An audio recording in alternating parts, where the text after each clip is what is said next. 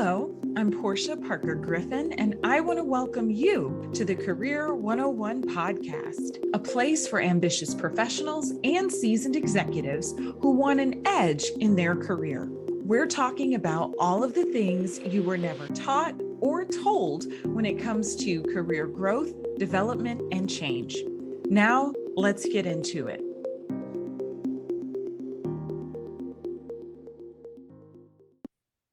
Today, we are talking about attracting recruiters on LinkedIn with Anna Morgan. Anna Morgan is the visionary behind Career BFF and creator of Evolve, the HR and TA experience. She's not just a recruiter, she's a lifeline in the professional world. From career misfit to becoming a top 5% recruiter, Anna's journey is a beacon for those feeling overlooked in their career paths. Her company, Career BFF, blends recruiting, consulting, and coaching, specializing in turning career stumbling blocks into stepping stones. With over 15 years of experience in talent acquisition, Anna has screened over 1 million resumes, conducted interviews with more than 11,000 job seekers, negotiated thousands of salaries, and collaborated with nearly 2,800 hiring managers. Recognized as a top 16 LinkedIn expert in Atlanta and one of the top 25 job search experts to follow on LinkedIn, Anna's influence spans industries and professional levels. Hi, Anna. How are you today? Oh, happy to be here for sure. I am doing fantastic. Thank you so much for hosting me today. And this is just a full circle moment, getting to be a guest on your podcast after we've known each other for quite some time. So thank you. Yes, we are thrilled to have you with us to discuss attracting recruiters on LinkedIn. And as you mentioned, Anna, I have known you for a very long time, but the audience might not know you. So we want to help them get to know you a little bit more. Tell me about 7-year-old Anna. Whew, 7-year-old Anna was oftentimes found on the floor playing with any dog, cat, or some kind of animal that she could find. Big animal lover, loved to play and make forts, was a big outdoor gal running through the creeks and riding big wheels and building community with the kids in my neighborhood on the cul-de-sac. I think at 7, I also had 2 siblings. I'm the oldest of 5, raised here in Atlanta. So I also took the role of being my mom's right-hand person, running for diapers, filling bottles, just helping out wherever I could. So lots of sports, lots of play, lots of animals, and lots of kids for 7-year-old Anna. Yeah, that sounds like there was never a dull moment, Anna. Never. Busy household for sure. So what did you want to be when you grew up? Of course, I wanted to be a veterinarian. Yeah, loved it. I did too, I Anna. I wanted to did. be I a vet. did. However, my academics didn't quite align with the requirements for being a veterinarian, but did get to work in animal hospitals and shelters throughout the rest of my, I would say, elementary to high school and into college years. Love it. So Yeah. tell us about some highlights or pivotal moments in your career before you started your business. Yeah, absolutely. I think the first one was accidentally falling into recruiting, which I think resonates with many other recruitment and people leaders that don't plan to go to school to be a talent leader. I had worked in hospitality. I was selling advertising for a local print company that produced the playbill at the theater at the Fox. And I was going into retail shops and trying to sell little tiny square ads for $250. And I remember coming out of an appointment and being like, oh my gosh, I have to find something else to do. And I look up and I see this staffing agency above a pizza shop in this retail center. And I was like, oh, I have a little time to kill. I walk in, I greet the coordinator, and I'm like, I don't have an appointment, but I would like a different career than I'm doing right now. And luckily, I was able to get an interview, get access to a resume. And from that point, I was offered the job on the spot, and I became a full cycle recruiter and account manager with a global agency. And that's where, I started to plant my roots in the recruitment industry, and I've loved every day since and really have never looked back. I did leave recruiting 2 times. So I think the other pivotal moments was taking a break from recruiting to work in elder care. And I literally networked my way into that job, which is a story that I share with my clients on how you can pivot by starting the right conversations. And then the other time that was pivotal was I got burnt out in recruiting, as a lot of people do, and I sold ATS software for about 8 months and learned so much through the process. But the biggest lesson was I missed recruiting and marched right back into agency life, where then my career progressed to work. I worked agency to big box corporate to RPO to consulting, and that all those cumulative experiences said, all right, it's time to do your own thing. And I went out on my own July of 23, I believe. Really proud of where we're going at this point. Yeah. You mentioned going out on your own. I want to know, what was that key motivator that you had to start your own business? Yeah, I mean, it started, I would say, right before COVID. I started to get this little nudge of, if they can do it, why can't I? And I think the universe has a sense of humor where, as we get older and more experienced and we have wins and successes and failures under our belt, all of a sudden it hits us and we're like, man, we really know our stuff and we really need to own that and step into it. And I would say the last 5 years of work, between working permanent and consulting, I really loved coming in as a subject matter expert and looking at the business, zooming out, and then getting into the tactical operations and best practices to really attract, retain, and engage the best talent. So I decided that, and I think the biggest thing was working full time. Recruiters are change agents. They influence without authority. And that's something that I was very good at. But I reached a tipping point, and that tipping point was this.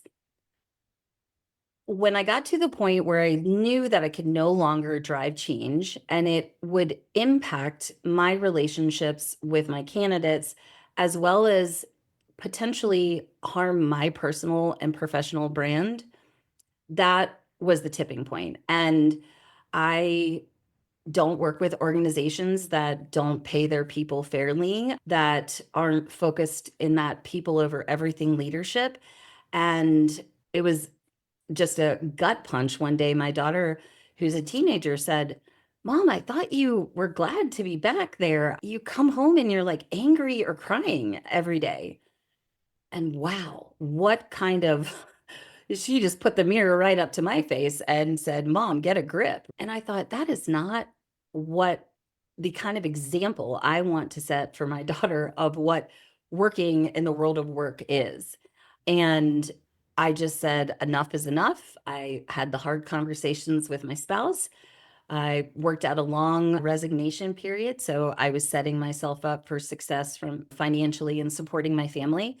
And then I've just been really blessed with the support from my family and friends and community, and figuring it out as I go. We all are. Thank you for sharing that, Anna. And I asked because, and you, I'm sure, see this with some of your clients, but about 25% of our individual clients have entrepreneurial endeavors in mind, right? And they're thinking about going out on their own. And we have a whole entrepreneurship series on this podcast to talk about that. So thank you for sharing. Fun. Yeah. So back in episode 64, we discussed best practices for working with a recruiter. Why Okay. working with recruiters directly is important for someone's job search. Absolutely. Recruiters are just fantastic people in general. But here's the fact: 97% of recruiters use LinkedIn to source candidates. And it's really just not a job application platform, it's a community building platform. And I see it as one of the best vehicles to build career insurance for yourself and for and it enables you to future proof your career. And my own journey with LinkedIn, my life has profoundly been changed for the better through leveraging what's possible on LinkedIn. And you're right, like recruiters and job seekers, they're confused on the role of recruiters, and not all of us were created equally. In fact, the demographics of how we get into this business are so varied that you have such different economic backgrounds and education. And then there's all the different types of recruiting too. It's tough when the populations just generalize recruiters in such a way, which sometimes can be overbearing on the content on LinkedIn. Agreed. You said a lot there, and I think I'm going to get into some of it soon. But I want to step back a little bit because LinkedIn is an incredible platform for executives and professionals. You already told us that 97% of recruiters use LinkedIn for sourcing candidates. Why do you think having a LinkedIn profile is a necessity today? The hard truth is, if you want to compete in this market and you don't have a LinkedIn profile, then you need to be willing to take the longer route, in my humble opinion. I think the savvy modern day job seeker is leveraging a variety of different platforms, and it is one of the best ways to amplify your personal brand, to stay top of mind, and to attract inbound, oftentimes not posted opportunities, because your community, your followers can't stop seeing your engagement and your content. And that was, in fact, one of my own personal experiences as well. I was rehired multiple times by the same employer because they couldn't stop essentially seeing my mug on LinkedIn, and they're like, "Oh, we need Anna back. We need to fill these X number of positions."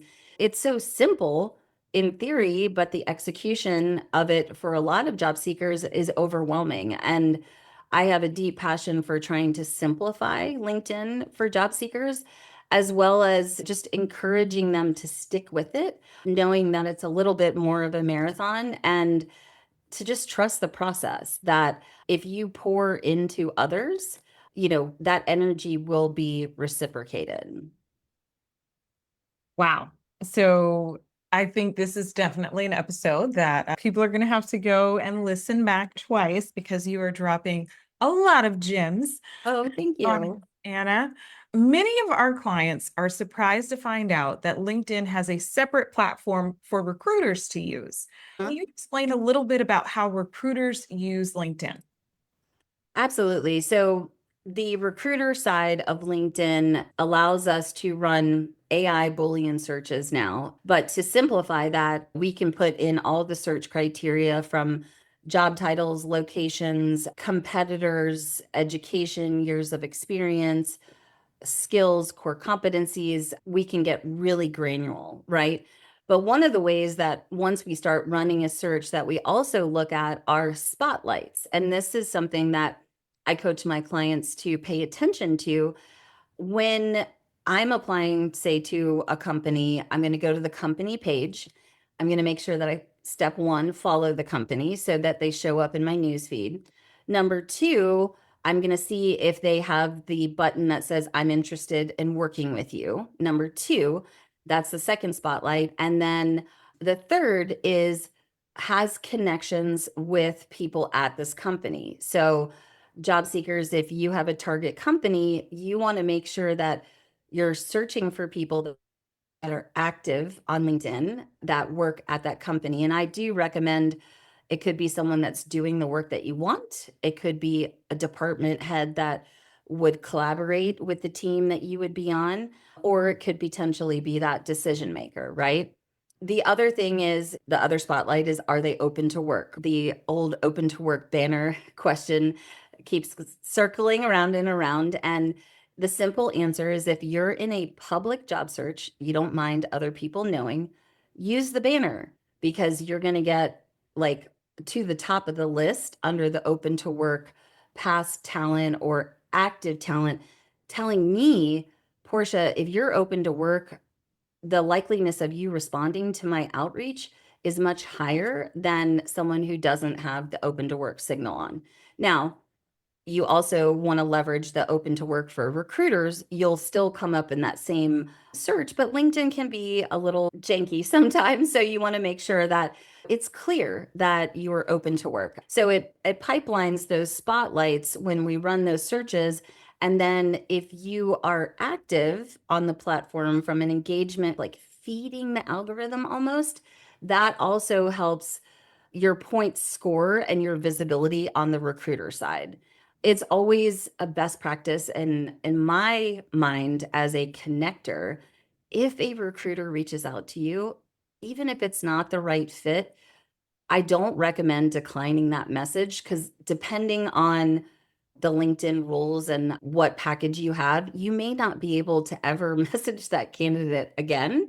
And as we said earlier, recruiting and job searching is really about your marketing campaign and the relationships that you have. So why not have that conversation, build that connection and take it past just a transaction? Because recruiters know lots of people and can be some of the best gate openers and referrals and just connection partners than most job seekers would ever think of. So I'll pause there and see if any other questions come up on the recruiter side. Wow, you said a lot of really helpful information. One thing I want to follow up on and ask you about, because I get this question a lot, I'm sure you have too. You mentioned being active on the platform can help with visibility, right? In terms of LinkedIn's algorithm and showing you to recruiters and all of that. What are some ways that people can be active on the platform? And I ask this because I have a lot of people who don't feel comfortable posting content, with seeing posts and commenting on posts. Do those still count as being active if someone's a little gun shy, right, to post their own content? The Career 101 podcast is brought to you by Fly High Coaching, where we help our clients soar to their full potential. More and more professionals and executives are setting out to achieve their career goals.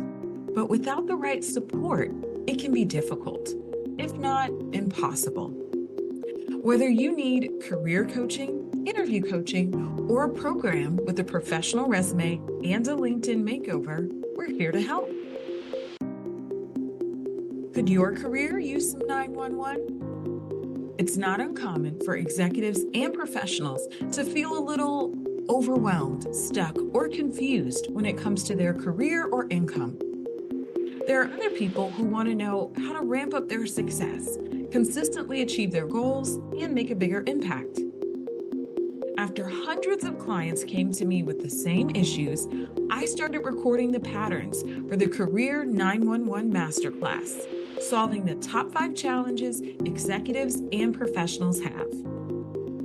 In the free masterclass, I share the exact strategies our clients use to tackle the top 5 problems. Check out the link in our show notes. Yeah, absolutely. It's really funny that I tend to attract a lot of social media and LinkedIn introverts, even though I'm very much the opposite. But the law of attraction is they come to someone like me because they want to be able to model success after that. So I would say the biggest transformation I experienced on the platform was simply from giving to others. And so a lot of people are like, I'm in a job search. I don't want to be overly self promotional. I understand that. Do you like to compliment other people? Do you like to celebrate others? Do you have strong opinions about certain topics within your industry? Those are you can comment, have those public conversations. And when you have public conversations, you're building trust to then ask or lean in to have a private conversation, right? Because we know how terrible it is to be just pitch slapped on LinkedIn, and job seekers are just as guilty of being spamming job seekers. So again, when you have public conversations in the comments, you are building the trust to have private conversations in the direct messages. Yeah, that's a Would focus on adding connections daily and don't overthink it. Some of the most interesting people that I've worked with, collaborated with on the platform are just people that were saying and doing cool things that intuitively I was like, I want to know more about this person because they seem cool, right? But then I was also very strategic, like focusing on if I were in project management in the telecom space, right? I would specifically try to find like-minded people in that space that were talking about relevant topics. I encourage folks, and I believe in sustainability on LinkedIn. I don't want you on the platform 6 hours a day, just like blah, going down the news feed, and set micro goals, 10 connections a day, 5 comments a day, anywhere on the platform, right? And as I did that same exercise, I got to 10 comments a day, and I just kept my LinkedIn open on another screen. In between phone calls, I would make a little comment here and there.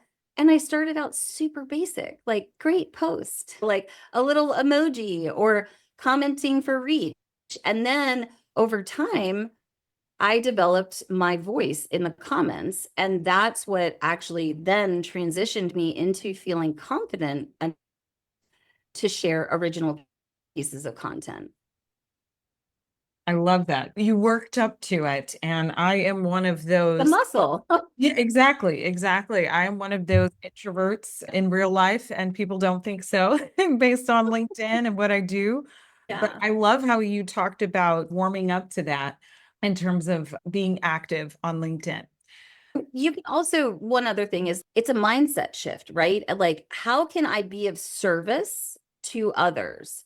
So I'm going to show up and say, congratulations, or wow, this is really fantastic news. Because everyone on LinkedIn, like, they want to follow along. They want to celebrate your journey.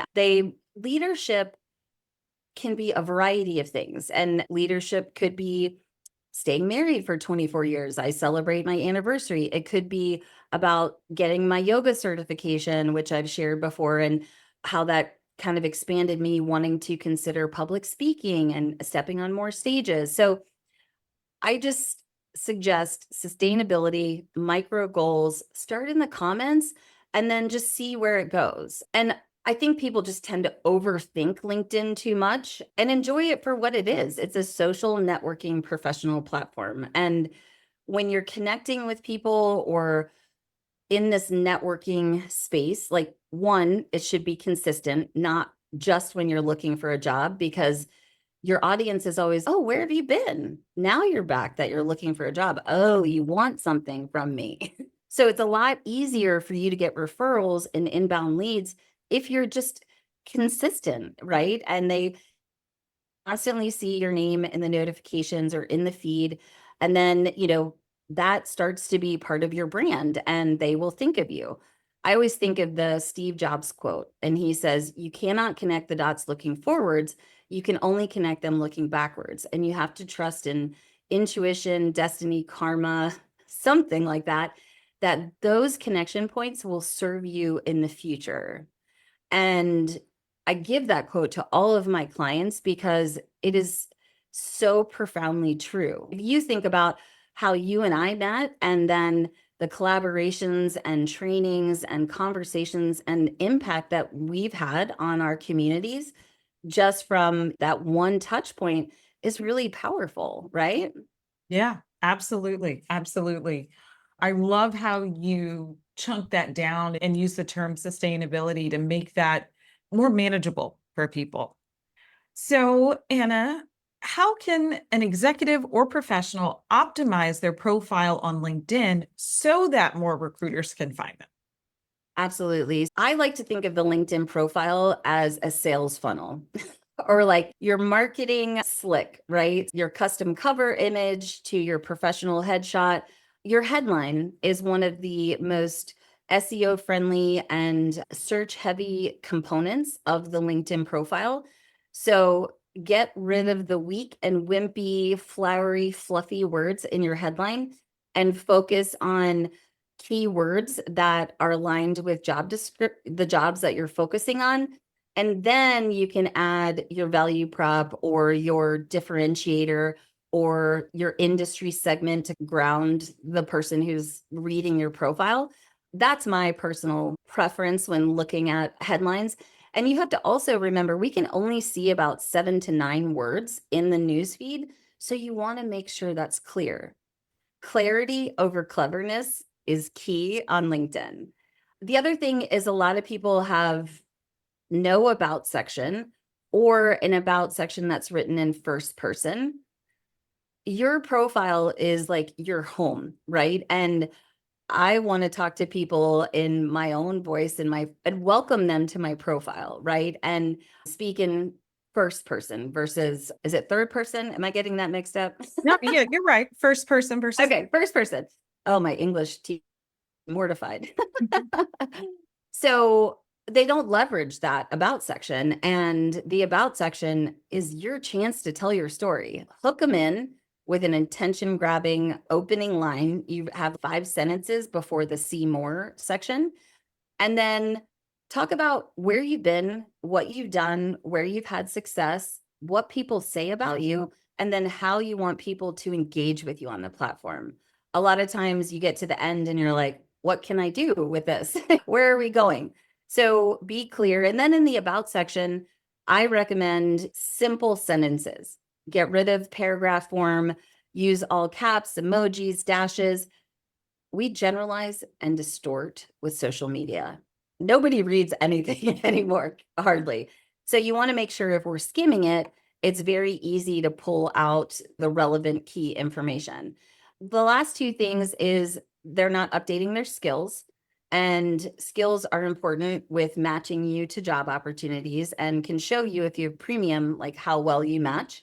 For executives, the thing I see is they haven't audited those skills in quite some time. So they have like MySpace or AOL or faxing or something very outdated from a skills perspective. And then lastly, modern job seekers have social proof.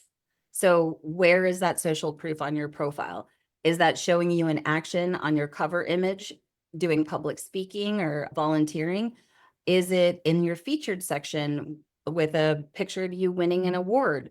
But the easiest one is recommendations. Make sure that you have recent relevant recommendations from people that you've worked with alongside clients, whatever it may be, because it also helps the recruiters write your presentation about you and can also fast track them feeling confident to present you because Portia made this public recommendation of Anna Morgan as a great coach and recruiter, right? Yeah. I love all of the tips that you shared. I'm going to zero in on the about section because I want to know your thoughts about this. When you said generalize and distort on social media, you made me think about it. So, a very long time ago, LinkedIn had this career expert program, and somehow I got selected to be in it. And one of the stats that they had way back in the day was that over 80% of people are going to check out your about section and then determine what they want to do, right? So do they want to keep reading or skimming your profile? Do they want to send you a message? Are they going to click away? I tell our clients a lot that really capturing that attention in the about section is so important. And we end up usually rewriting those about sections. But just when I share that with you, what are your thoughts? Absolutely. And sometimes when we're looking at a profile on the recruiter side, if the language is not compelling enough or aligned enough, I may not click into that see more or even further down into the experience section. So again, I really focus on an intention grabbing opening. And then I also try to write the content in the about section as if it was being presented to my ideal hiring authority and showcasing how and what I've done that has solved similar business problems, showcasing what my KPIs were, or that in 2019, I filled 120 positions and saved the company $1.2 million. We want to see those stats because that's social proof, credibility, it's data. Yeah, and again, chunking it out so it's easily digestible. And then also be a human, right? we are so much more than just employees. And that's one of the gifts from COVID, is that I believe the workforce is looked at more holistic as parents, sisters, folks dealing with aging parents, et cetera. And also remember, likability, trust, and relatability oftentimes come from the things that are not professional experience related. It could be that you're an Eagle Scout, that you're a yoga teacher, that you're an airline pilot on the side. Don't be afraid to showcase some of that in your expertise as well, because those are great just conversation starters and something to help the recruiter really pinpoint you and from a memorable standpoint in their brain. Great. So I talk to clients a lot about there being alignment between their resume and their LinkedIn profile, but their profile should not be a copy paste version of their resume. So, in your Why opinion, we're friends. yes, in your opinion, how should a resume and a LinkedIn profile be similar and different? Yeah. So listen, you don't want to give it all away. Going back to optimizing the profile as a sales funnel or a marketing slick, it's giving that social proof. It's showing the real vibrant you. It's telling your story. And then your experience section, I usually curate those with what was the main objective that you were responsible for in doing that work. That's one or two sentences. And then maybe 1 to 3 standout accomplishments that will also be on the resume, but then move on to the next. Give just enough to dangle that carrot and enough credibility that they're like, wow. And then the experience is basically backing up the story that you've told in the about section. And then your headline enforces that. Your face is your brand. Again, if people have trouble with that, then LinkedIn's not for you. And a lot of platforms aren't for you, or your picture's asked for. And then your cover image, again, is like your billboard. So I really feel like you want to make sure that there's no big date misalignment in there. For folks that have been in more of an extended job search, I recommend adding the career break and really being specific about what they've been doing during that time, whether it's LinkedIn Learning, Coursera courses, volunteering, or it could be a life situation, taking care of a loved one or something like that, just to minimize anyone making an assumption about what you're currently doing. Going back to that clarity piece, as well as being able to visually understand, okay, they're in a career break. This is what's going on. This is how they've been staying relevant. And wow, they have open to work on, meaning they could start pretty quickly. Right. So you touched on some of this before, but I want to know, what are some of the biggest challenges you've seen people have with attracting recruiters on LinkedIn? I think going back to the mindset piece is that people don't look at LinkedIn as a career insurance building tool. And so that's why I try to talk about it as much as possible so that they can really work that muscle, get comfortable with adding connections, having those public conversations, meeting new people. And I think the biggest challenge is we live in a world of instant gratification. We want to send 10 connections and 5 DMs, and we want a job now. And sadly, I feel like one of the best ways to compete in this market is by having some visibility on the platform. So I think the challenge is really trusting the process and then sticking with the consistency.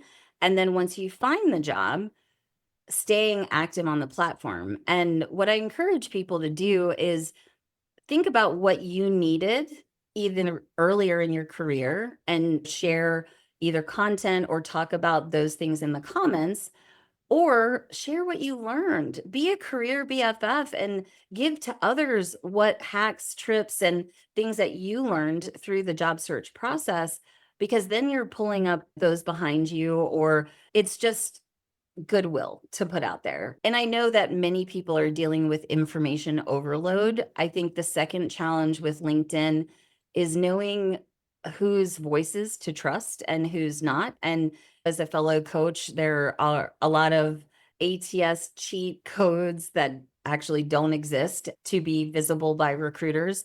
And I think that oftentimes really frustrates job seekers and pushes them away from LinkedIn.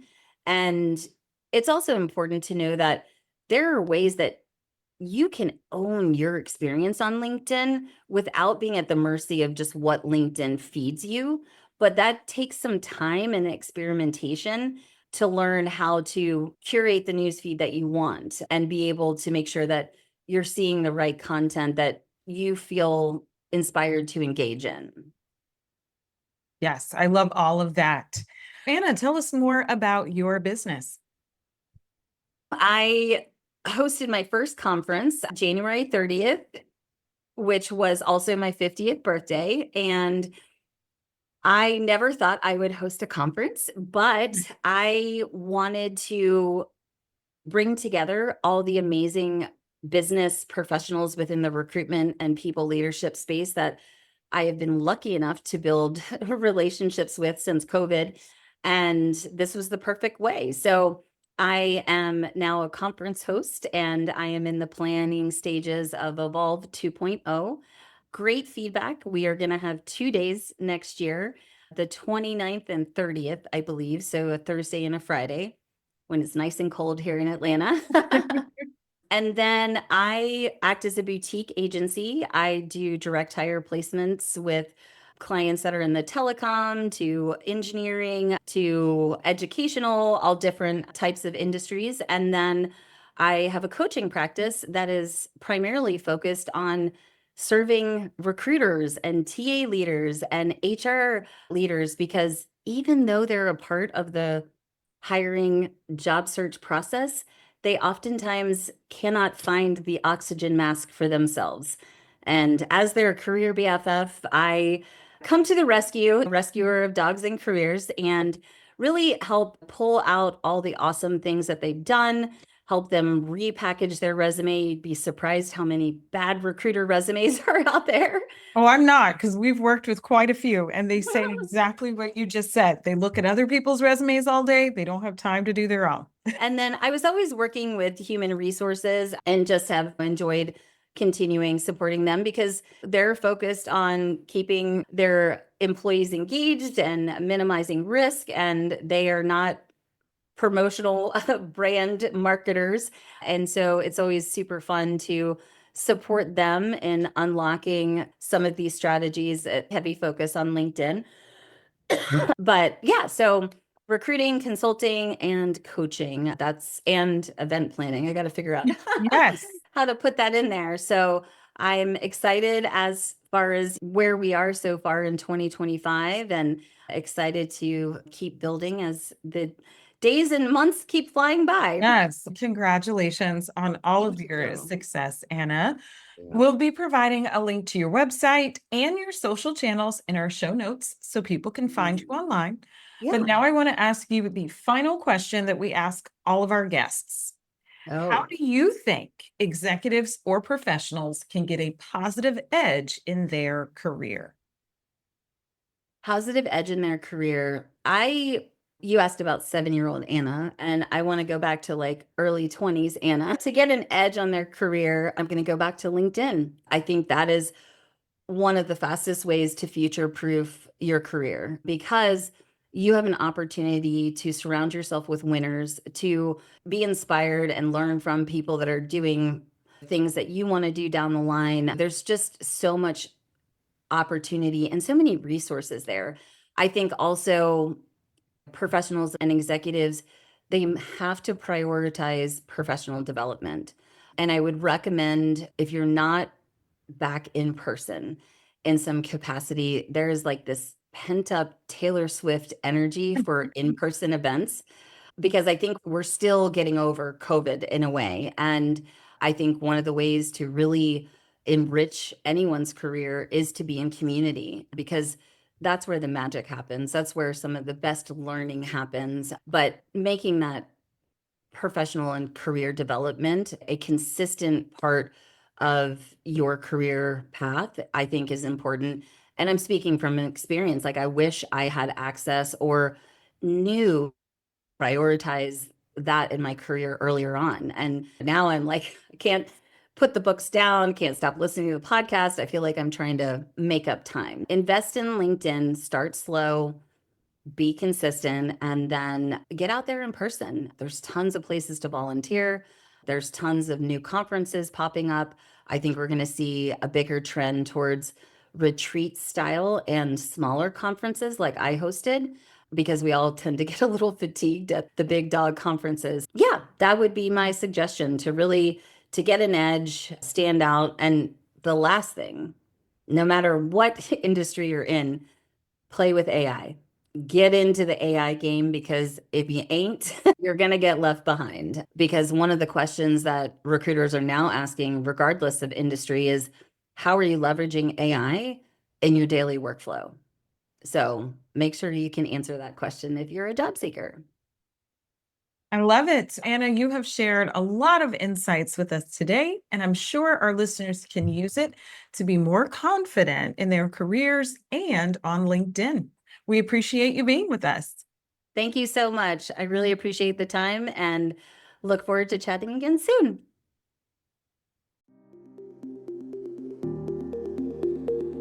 This episode was brought to you by the Bravebird Career Alliance, the go-to membership designed for seasoned executives and ambitious professionals with everything you need for career planning, strategy, training, and support. Thank you again for listening to the Career 101 podcast. I hope you have at least one key takeaway that you can use in your own career. If you enjoyed hanging out with us, please rate, subscribe, and share this podcast. Until next time, here's to your success.